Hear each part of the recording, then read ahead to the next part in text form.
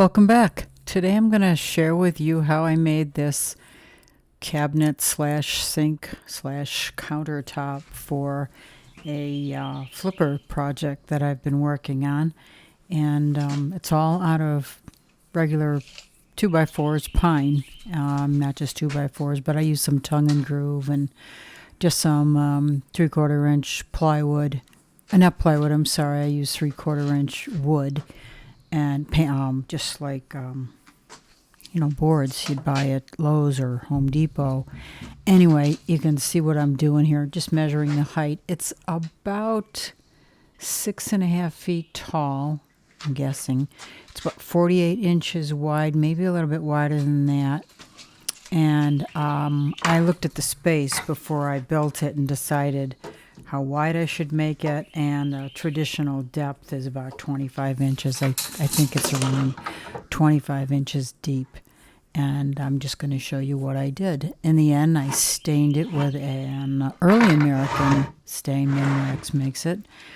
And I think it looks interesting. Certainly fits the space. So stay tuned and you'll see how I did it.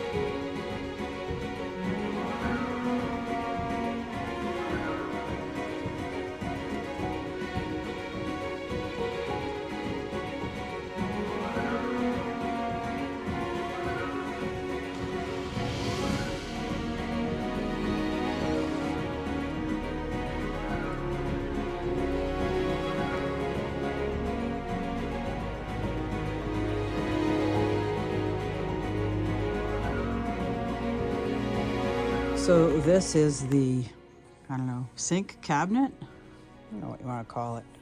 But it's basically 2x4s. I'm going to stain with an early American stain. I put tongue and groove on top here. And it's beadboard, but the beadboard is flipped. I don't really like seeing the beadboard. But you'll see a few of the grooves from the tongue and groove here. And the sink will go in center. So you'll have about 14 inches on either side, and I think that's good. And in the back, between these two 2x4s, I'm going to put some uprights, 2x4s again, and a mirror. The mirror's about 24 inches, so I'll give myself 1/4 of an inch on either side. And then a shelf along here, and the same on the other side. So it's going to be a simple, clean design, but rustic. And I'll put another platform down there. So here is the sink that I have fixed. Here's the fix over here with Milliput, and since it's in the back, it won't show up much. I have to replace this because I don't have this sort of setup on that faucet. But it's a pretty nice faucet. It's a Moen, you know, they're pretty. They can be crappy and they can be good, but this one seems to be mid-range.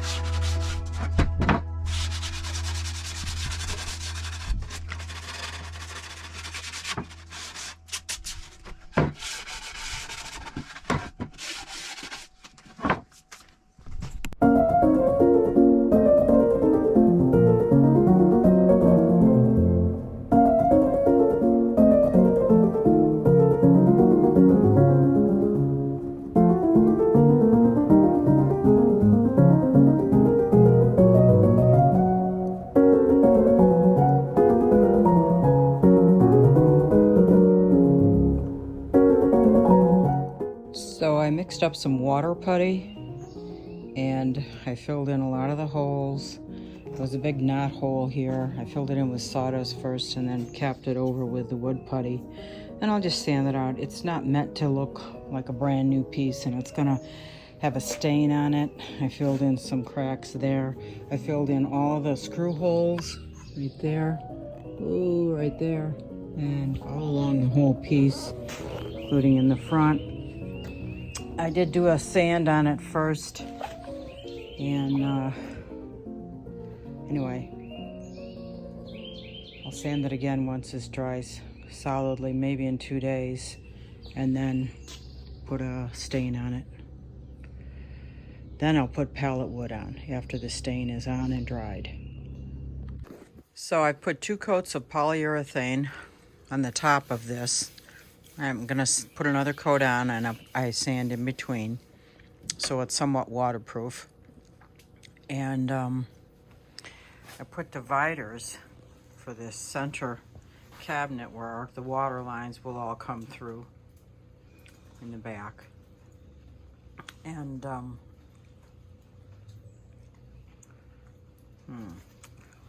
think I have to attach that better, or not. Anyway,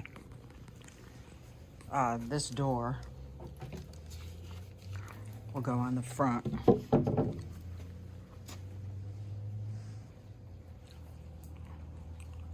But I'm gonna stain these 2 pieces of this piece and this piece right now.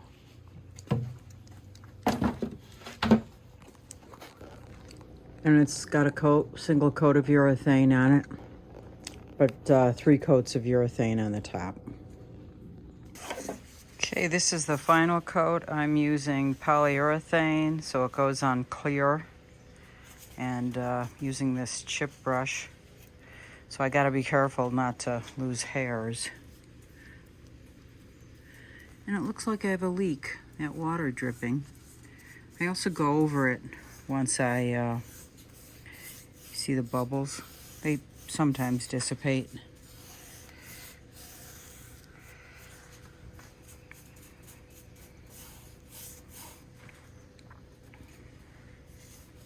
But the hairs from the chip brush, so I just try to drag it out, get rid of the bubbles, and I come back to it and see, just to make sure they're gone. Like there's one there, there's a hair. So I pick it up and try to scrape it off on the edge of the can and go back to work. Make sure I get in this crack, because this is going to be a water use surface, sinkhole. Okay, I try to just drag it out here, get rid of those bubbles as much as I can. And then I'm gonna have to move this thing away from the wall here because I think I got a leak up there. So it is finished, just drying. And I just have to attach the door, but I'll wait for the stained sidewalls here to dry. We're just gonna put baskets down here to dress it up. I thought that spot right there was a hair, but it's just a mark in the wood, which is fine. It's rustic. So it is gonna dry. It's fast drying, so probably very soon. And yeah, we're almost done. Looks good.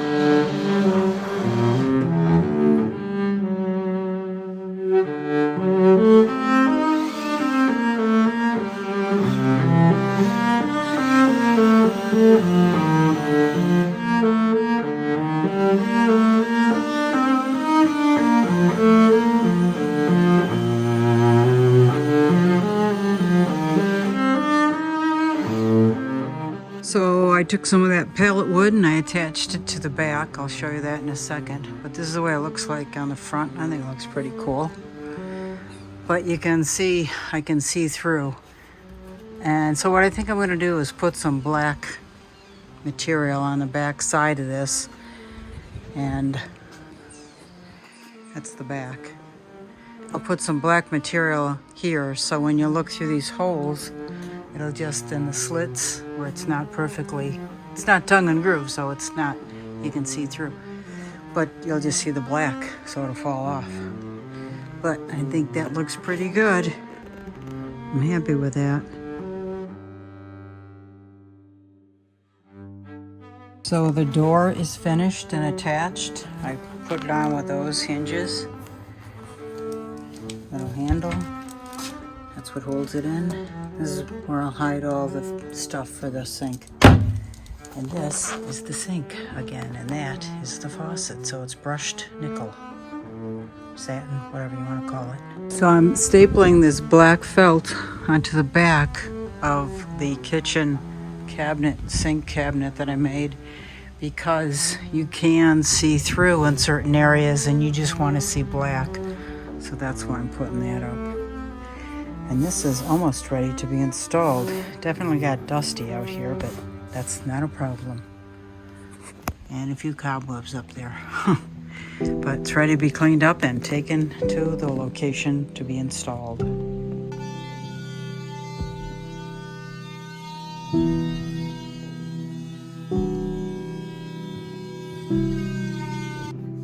Okay, it is done. This is all hooked up. These both work. you.